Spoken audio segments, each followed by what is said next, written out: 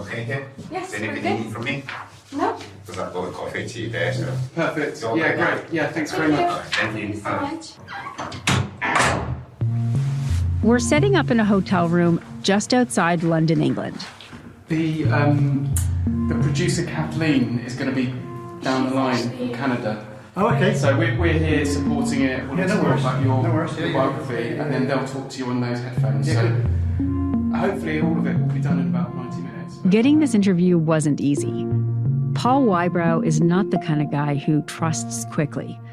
He took some convincing. I'm a former detective with the City of London Police, and latterly in my service was at Scotland Yard in their Specialist Operation Department SO10, which was for undercover police officers. What made you good at being an undercover police officer? Well, I suppose really, being honest, before I joined the police force, I was a car salesman, and I was very used to talking the money out of people's pockets, so to speak, the hard-earned cash out of people's pockets. I transferred that skill. Paul carried a badge for nearly 20 years, and for most of those years, he investigated serious fraud cases. I retired in '95 because I had a bad injury. I got hit by a car and had to have a false ankle and a shoulder, and I can't really bend my left foot. But anyway, left the police in '95 and went to work for a company in the City of London as a private investigator.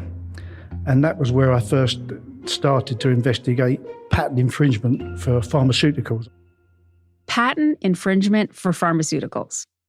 I know it doesn't sound quite as sexy as the stuff he would have done as an undercover cop, but big pharma is a pretty crazy world. And basically, Paul became a spy for them. It was at this point in his professional life that Paul's world intersected with Barry Sherman's. Barry Sherman was a powerhouse in pharmaceuticals. Apotex was earning $700 million a year in sales. Barry had not only become well known for his business savvy, but also for the aggressive nature in which he went after patents held by big pharmaceutical companies like Bayer. During the second half of '95 and the first part of '96, we were called over to Bayer by Steve Smith.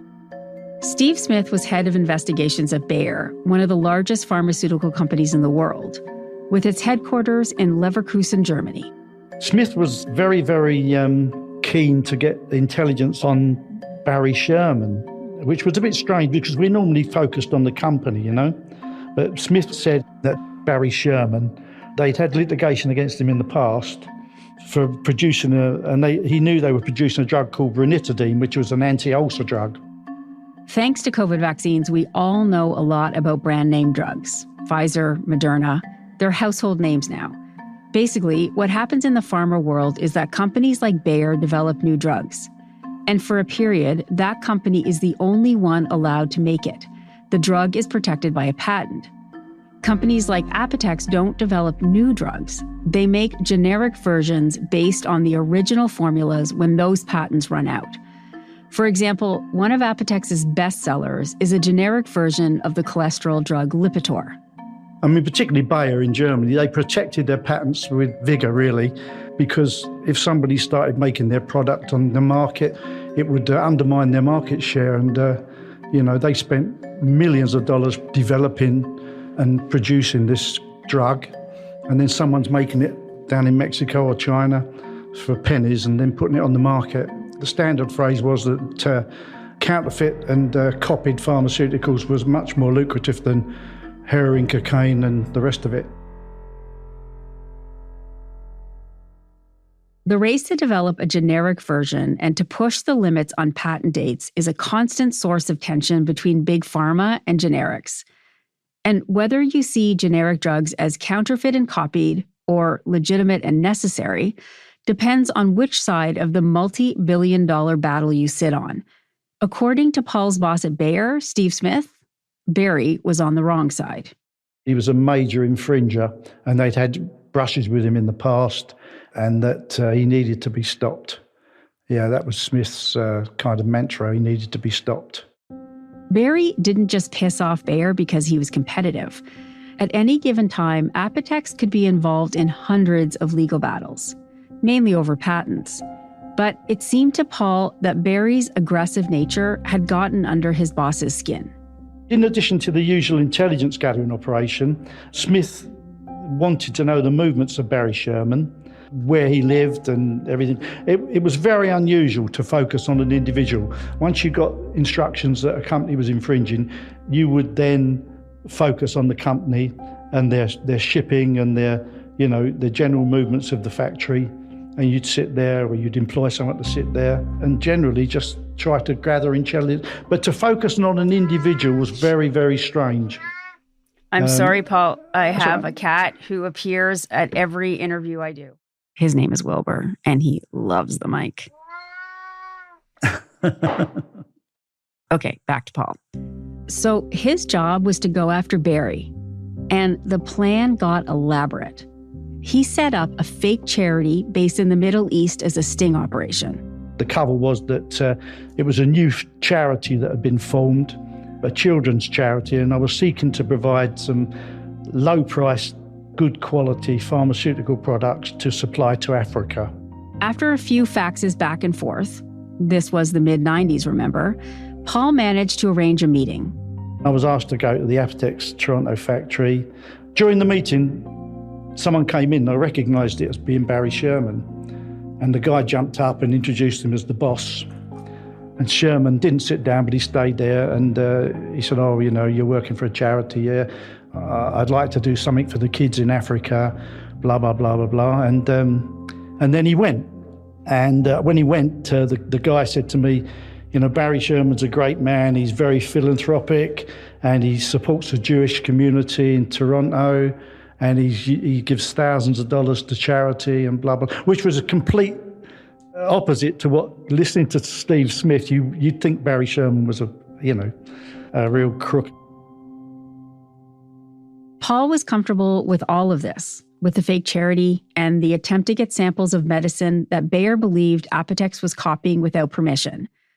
But then Paul was asked to go further, to a place that didn't sit well with him.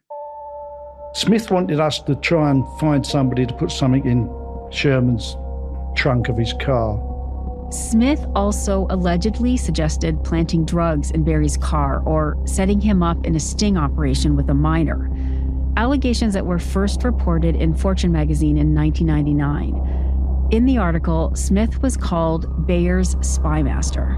He said he could arrange for someone in the Toronto police to stop him on his way home and search the car and find it in his trunk. And we dismissed that. We said, no, we're not having anything to do with that, I mean, that was over the line. Smith had been in business long enough to have seen a lot of aggressive moves. But somehow, Barry was able to push him so hard that Smith wanted to destroy the man, rather than just deal with the business. Smith was obsessive about Sherman. And Smith wasn't the only one who Barry pushed this hard. Big Pharma has been brought up as one of the possible entities that wanted to see him dead. What do you think about that? No, there's no way.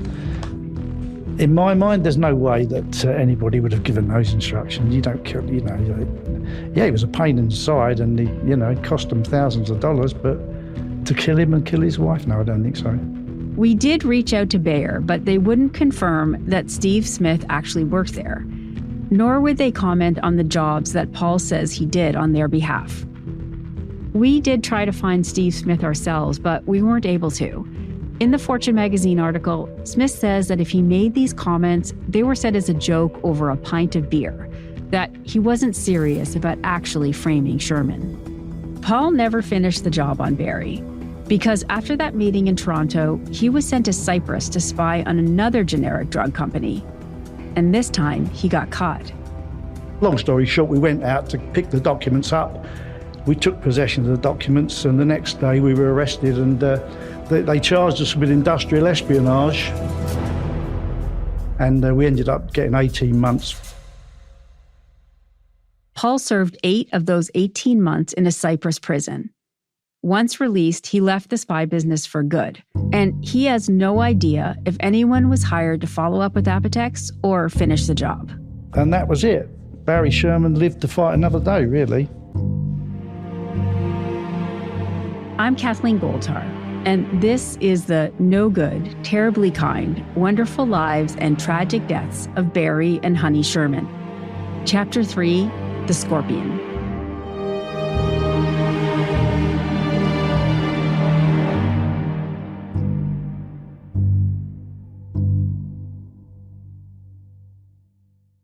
What did you think about when you first heard that they had been killed? What went through your mind? I guess my first thought was I wasn't surprised at all. Anybody who is deeply immersed in the global generic drug industry is trafficking in a dangerous world. You know, a world of fraud, a world of threats, a world of subterfuge. Katherine Eban is an investigative journalist who specializes in public health and national security issues.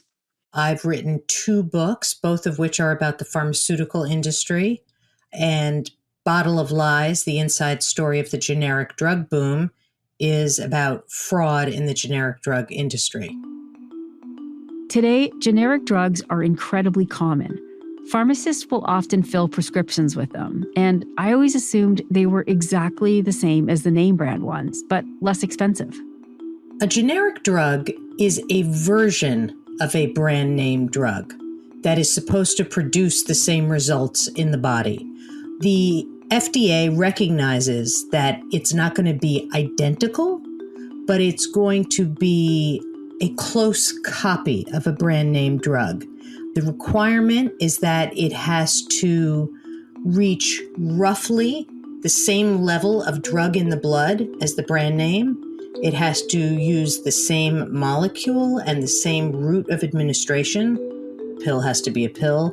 An injection has to be an injection. But there are also permitted differences, even in the best case scenario. So, for example, a generic can use different excipients, which are additional ingredients. It has to meet a range of the concentration of drug in the blood. It can be released at a different rate, which can have quite significant consequences for patients. So, you know, a generic is a close enough copy, ideally. And Barry Sherman made his billions on these close enough copy drugs, manufacturing and selling them around the world. When generic drugs are produced properly, are they safe? Yes, safe and effective, you know, and essential. So a good generic can enable, you know, the health of millions. I mean, that is how we essentially got HIV under some kind of control. In 2020, the global generic drug market was valued at nearly $400 billion US. Of course, that pales in comparison with Big Pharma. The global pharmaceutical industry was worth more than $1 trillion. And that's why generic drug companies often describe themselves as the David to Big Pharma's Goliath. Certainly, that's how Barry described himself over the years, as an underdog, out to do good. If we're thieves, we are Robin Hoods. Even in business, I try to operate on certain principles. I like to say that when you're in business, there are 2 ways of making money. One is to cheat other people, and the other is to build value. And my principle has always been to do what I can to build value and deal honorably and ethically with everybody. You know, I've interviewed many obscenely wealthy generic drug executives, many of whom have committed fraud, who say that. They're the underdog. You know, they're on the side of the people. So that is a common refrain. But Katherine has a hard time with the hero narratives, when the reality is that the generic drug world is rife with billionaires, dirty tricks, and outright fraud.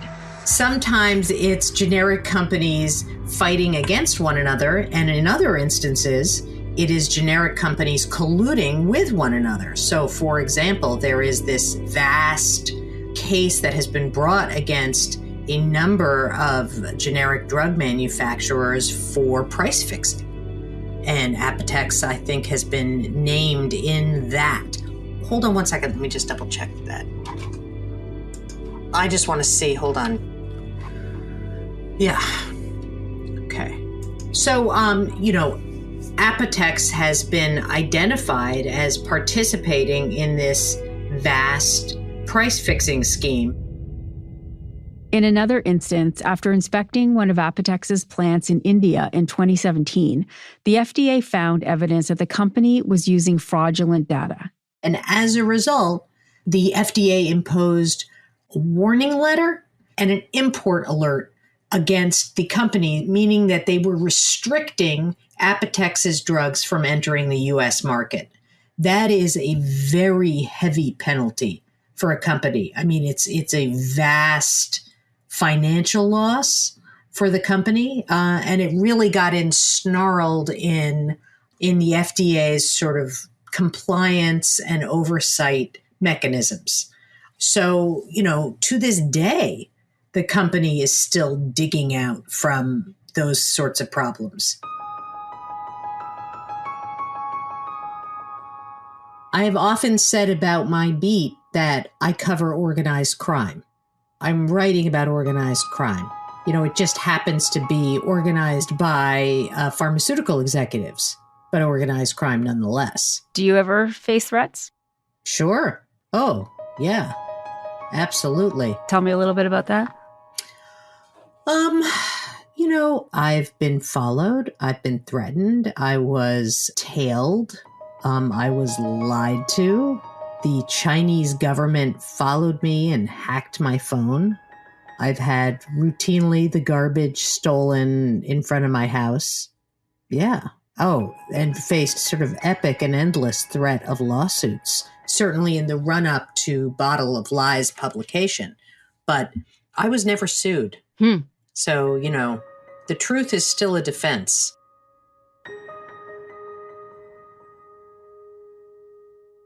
Have there been other murders of generic drug lords? Not that I'm aware of, but I know that there are, it is an environment of significant threat. So we've talked to some people who think that it was some hit from Big Pharma or something, or another generic.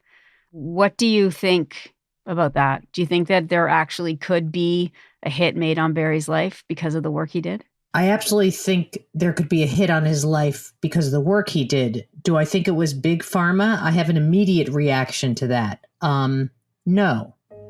Frankly, from everything I could see, I think a hit would be much more likely to come from a generic competitor. There's plenty of ruthless competition within the generic drug industry. To be successful in the generic drug industry, you have to be litigious. You have to be not afraid of conflict, because it's all conflict. It's war. The brand companies will surround their products with patents. Not just a patent, hey, one patent for one drug. No. Dozens of patents on a single drug. You patent the molecule. You patent the method of manufacturing. You patent the use of the excipients. You patent the time release formula. You protect that drug in every possible way. Now, if you're a generic drug company and you want a piece of that, you are going to be in a battle in court. And if that is not your thing, you're in the wrong industry. So I do think that, from all reports, his litigious nature, his embrace of conflict, made him a perfect generic drug executive. And he did embrace it. Barry's legal maneuvers, his challenges to patent holders and to government regulators cost everyone a lot of money, including Apotex. That's why Apotex is by far the largest investor in research and litigation in Canada. In this Apotex promotional video, Barry justifies his litigiousness. Well, it's Saul Rubinek playing Barry, using Barry's words. Apotex wouldn't give us permission to use the actual tape. In total, those patent challenges delivered more than $1.3 billion in new generic revenue to the market. No one comes even close to matching those numbers. And we're going to keep on leading the way.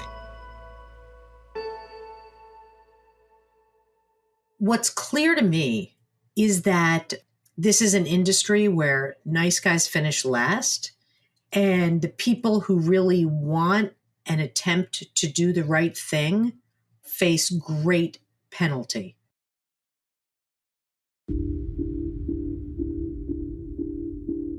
I said, Barry, I think we should drop this case. I think we should drop this case. Or I think we should settle this. And he would say, no. Shashank Upati headed up Apotex's legal department. Nice shirt. Did you wear that on our behalf? Standing outside his front door of his home, which is in a well-to-do suburb of Chicago, Shashank greets us wearing a T-shirt with a red and white Canadian flag emblazoned on the front. Hi, what a beautiful day. We settled into his basement to talk. I said, well, Barry, I said, we're going to be spending X number of dollars on this. And I said, what's the point? You know, he says, no, we should never reduce our litigation spend. He says, our litigation spend today on some of these products will become the products that we're able to launch in the future. So here I am trying to save money. And I kept fighting with Barry. I said, Barry, but this is ridiculous. I said, I'm going to be spending millions of dollars on these, and I can't see an outcome in the immediate future. And he says, Shashank, he says, why are you always so concerned about saving my money? Right? He says, it's my money. And I said, I understand that, Barry, but I'm trying to save you money. He says, well, if I don't want you to save my money, then you shouldn't have to worry about saving my money. So continue on. When Shashank first met Barry, they were on opposite sides of the courtroom. I think it was 2004, and was representing Eon Labs. There was an ongoing lawsuit between Apotex and Eon Labs on some patent infringement work. Basically, Barry was arguing that Eon Labs had infringed on Apotex's version of an immunosuppressant drug. So Barry, as the inventor, was testifying regarding the story of how this invention came about and how he got this US patent on his version of the cyclosporin generic. And that was the key, how Barry got his US patent. I think it was the second or third day, Barry actually testified. Barry testified about why he did certain things during the patent application process in Canada, New Zealand, and the United States, which in my mind triggered some unique and very underused provision of the patent law. So without getting into the nitty-gritty of patent law, you're welcome, Shashank was able to figure out that Apotex did not actually have a legitimate patent for that specific drug in the US. And essentially, by the time the night was over, Apotex's counsel recognized that the patent was in fact invalid. The case was over. This was worth tens and tens of millions of dollars. He then hired a recruiter to recruit me. I mean, if they can beat you, why not get them to join you? Shashank was the first person who I interviewed who could actually say that they'd beaten Barry at his own game. So it's not really a surprise that he wanted to hire him. So the recruiter literally asked, what would it take? And I said, well, you'd have to make some type of really obscene offer in order for me to consider it. It'd have to be obscene and uncivilized. So he came back and they made an offer I couldn't refuse. And what was your title there? My title going in was Vice President of Global Intellectual Property, but effectively I was the first lawyer and only lawyer into the company. I was building the legal department, hiring lawyers and hiring paralegals, as part of the overall building of a department. Because again, Apotex was a multi-billion-dollar company, tens of thousands of employees, and no internal legal staff. Shashank worked at Apotex in an office beside his boss for 5 happy and busy years. Barry and his outward persona to everybody in the industry and everybody in Canada was some type of obnoxious, bully, bull in the china shop, litigious. But that was one side of his personality to the outside world when it came to the business side. Now, internally, this is where the other part of maybe he was a Gemini and the other twin would come out, in that he was, in my view, a marvelous boss. Like he gave lots of opportunities to people. There are people that, at least when I was there at Apotex, that had been there 20 years, 25 years, 30 years, right? And they had gotten promotions and they had, done well in their life, wealthy. Well, not everyone who worked at Apotex came out happier and wealthier. We had somebody arrested on site, for theft of trade secrets, and stealing formulations and whatnot. But that was back in, 2010, maybe 2011. Apparently, the company had been informed about fake Apotex drugs being manufactured and sold in India. So though we had facilities in India, they were just, R&D facilities, development and commercial manufacture, but not for the actual Indian market for Indian patients. According to Shashank, the fake drugs were being made in New Delhi, and the counterfeiters were slapping Apotex stickers on the bottles. We figured out that in a short period of time, that the person running the Indian facility, the counterfeit facility in India, was brothers with one of our guys in Toronto. And the RCMP came and arrested him. He got arrested in front of dozens and dozens of people, right? And we wanted that to happen. We didn't want to take him down at his house or anything like that. And they said, no, we need to make a lesson out of him. We want to prosecute to the full extent. The arrest would be humiliating for sure, but Barry and his leadership team would protect his business at any and all costs. Look, I know that this guy was the primary breadwinner in his family. I know that he has a wife and a couple of kids, and more likely than not, his wife and his kids will probably move back to India. They'll probably get divorced, and I've probably wrecked their lives. I said, I know that. I said, I'm not doing it. He brought this upon himself. Apotex declined to comment for this story, but it's clear, after everyone we talked to, after everything that's been said about Barry Sherman, that he was singularly, obsessively focused on Apotex and its continued success. And just like generic drugs themselves, your view of Barry's business style depends on what side of those fights you find yourself on. Barry did not create court systems. He did not create judges. He did not pass legislation on his own and rules and regulations. It was already pre-existing. So he says to himself, if this institution exists, it's there to adjudicate disputes. He didn't have a problem availing himself of the court system or his money. And I know there's people like myself who are very concerned about his money, but when he wasn't, what more can I say?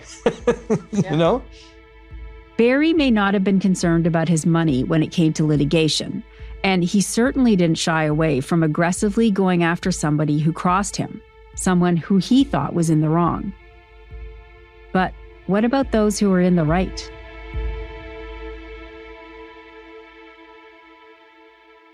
Ollie, we're going to go upstairs, honey. You want to go upstairs, sweetie? Oh, we're still going. Yeah, one more flight, sorry. Dr. Nancy Oliveri knows what it means to be on the opposing side of Barry Sherman. Hold on, I want to count. Have you ever counted it? 1, 2, 3, 4, 5, 6. A lot of it has now been scanned. 5, 6, 7, 8, 49, 50, 51, 52, 53, 54. There are more than 100 boxes of legal papers, court exhibits, decisions, and appeals. Box upon box, stacked up on top of each other, tucked away in a corner room on Nancy's third floor. In the next room, there are shelves upon shelves of books. Hooked, The Push to Prescribe, The Whistleblower, Overdosed America, The Truth About the Drug Companies, Deception, Pharmaceutical Promotion in the Third World. My favorite book is here. Best title in the world. The Real Pushers. For many years in Canada, Nancy Oliveri's name was synonymous with Barry Sherman's. Nancy was a respected hematologist at Toronto's Hospital for Sick Children. She needed a pharmaceutical company to fund one of her drug studies, and Barry Sherman stepped up. What followed for years would go down in history as one of Canada's most shameful medical research scandals. Most of it fought through the courts. Oh, how much the legal... Well, it's a very difficult answer because I was not only Sherman's target. I sued Sherman as well. Well, I countersued him, or maybe he countersued me.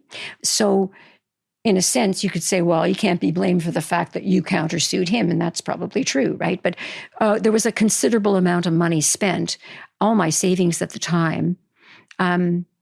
But, the problem is the breadth of the whole issue.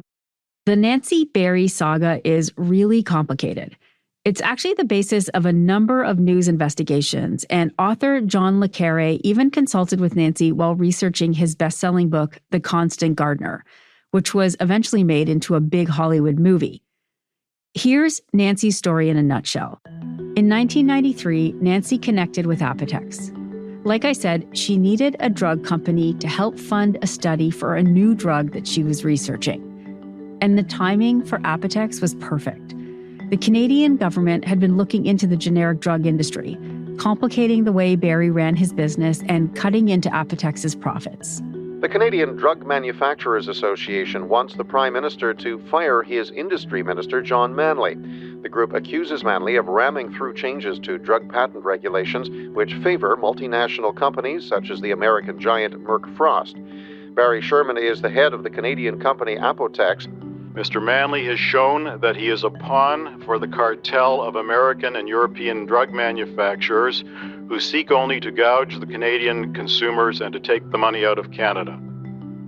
The chance to make an original drug was also very appealing.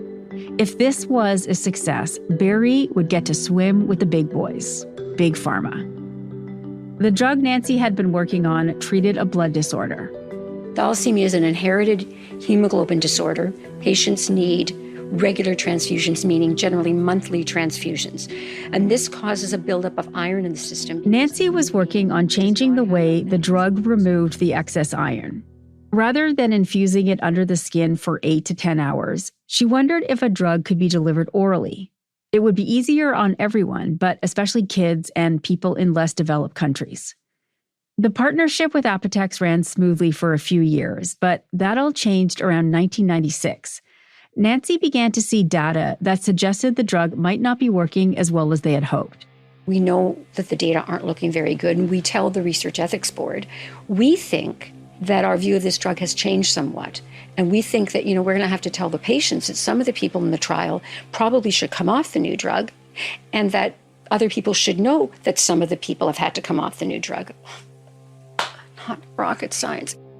Nancy believed that ethically, she needed to tell her patients and let them decide if they wanted to keep going with the trial or leave it. We thought it would be pretty simple. We were the scientists on the trial. We had been trusted to design the trials, implement them, supervise them, make sure people were on time for their MRIs, got their ferritins on this Saturday. But what followed was definitely not simple. Nancy went to Apotex and said she wanted to change the consent form. To her surprise, Berry didn't just say no. He said that if she did that, he'd sue her, and that telling the patients would mean breaking the confidentiality agreement that she'd signed. Undeterred, Nancy published her concerns, and she told her patients. And then Berry sued, and sued and sued again. He also went after her reputation. Sherman had gathered a lot of key opinion leaders by that time to negate and disparage and discredit our stories, and me personally. The fallout was significant, to say the least. Nancy got hate mail. She said the harassment felt targeted and organized. And this turned out to be true. It was. The smear campaign was coming from a doctor at Nancy's own hospital. And this doctor had been close with Nancy. In fact, they started the study together. But after receiving a $250,000 grant from Apotex, his allegiances changed.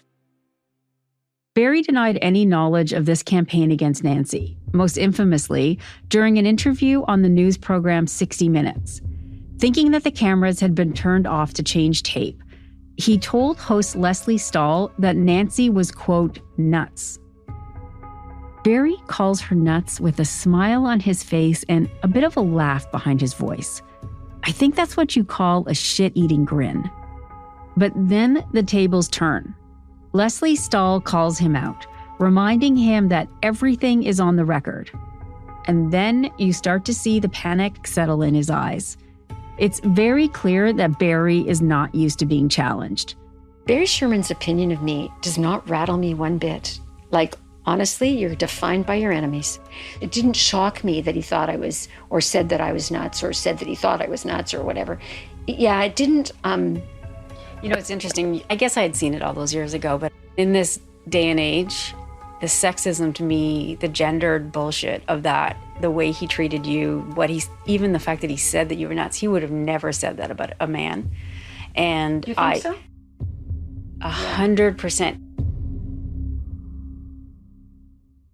Despite the viciousness with which Barry went after Nancy, Nancy says she was not that surprised. Barry is going to act like Barry. You know that old movie, The Crying Game? The frog and the scorpion or whatever it is. It is the frog and the scorpion.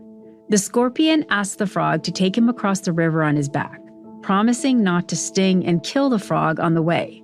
Because if he kills the frog, the scorpion will also die, drowning in the river.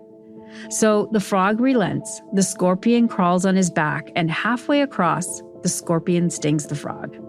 As certain death approaches, the frog asks, "Why did you sting me?" And the scorpion answers, "I'm sorry, it's in my nature." I guess I always find Barry such a bad guy, such a limited narrative. Barry used his money to influence decision makers. Principal players at Sick Kids Hospital and the University of Toronto did his bidding because Barry had promised them millions of dollars. They can't offend Barry. And if Barry says, you got to make sure this girl is fired, they fire her. Apotex terminated Nancy's drug trial and then her contract. She says Sick Kids fired her, not once, but twice. They say she resigned. Regardless, Nancy fought back, and in 1999, she was reinstated. In the end, Nancy was vindicated, and she was lauded as a whistleblower. But she says she spent hundreds of thousands of dollars defending herself and countersuing. And when you look around her house, it's clear that Barry Sherman is still a big part of her life. Framed magazine covers, newspaper articles about her and her battle with Barry are all over the place, hanging on bathroom walls, up the stairway, along the upstairs hall. Sick Kids battle turns bizarre. The front of the Globe and Mail. Whistleblower on the front of Maclean's. And when you talk to her about those years, there are still flashes of anger and lingering trauma. Sometimes the FedEx dropped off something. My daughter said, "What is it?" And I said, "I don't know. I think it might be a lawsuit." She looked at me and said, "Lawsuit?" I said, "Yeah, okay. It's not a lawsuit. It's not a lawsuit." That is the first thing I always think of. It's a lawsuit. This is at least 10 years since I settled the last one. No, it's 8. Barry and I settled in 2014 before he regrettably died. And and once I saw a guy pacing outside and I hid because I thought he was going to serve me. With what? I haven't been in court in 8 years, but it's always there. We're not talking to Nancy Oliveri because we think she had anything to do with Barry and Honey's deaths. Although she did joke about being disappointed that the police never knocked on her door. But her case does shine a light on the way that Barry used his money and his personality to shove his enemies around. He was relentless. Even pharmaceutical executives like Steve Smith at Bayer allegedly let his feelings for Barry get the better of him. So it makes sense that people believe someone in the pharmaceutical world wanted him dead. Do you have a theory? I mean, some people said brand pharma, and I'm thinking to myself, is like, on what planet would any brand pharma company, like, what do they get whacking Barry? Barry's former lawyer, Shashank Upadhyay again. I went through and I looked at the cases and said, I don't see a single case in which Apotex was the sole destroyer of stock market valuation of a particular large brand company. So I said, that's ridiculous. Shashank doesn't believe that Barry was killed over business. Initially, my hope was a random junkie recognized that Barry Sherman is the chairman of a pharmaceutical company, and pharmaceutical companies make oxycodone, and hope that Barry had good quality drugs at home, but it was like a burglary gone bad. Then some people say it was the family. I don't think anyone else in his right mind would have done for them what I did. I spent about $15 million trying to help the three of them, all down the drain, trying year after year after year to help them make better lives for themselves. That's next time on the no good, terribly kind, wonderful lives and tragic deaths of Barry and Honey Sherman.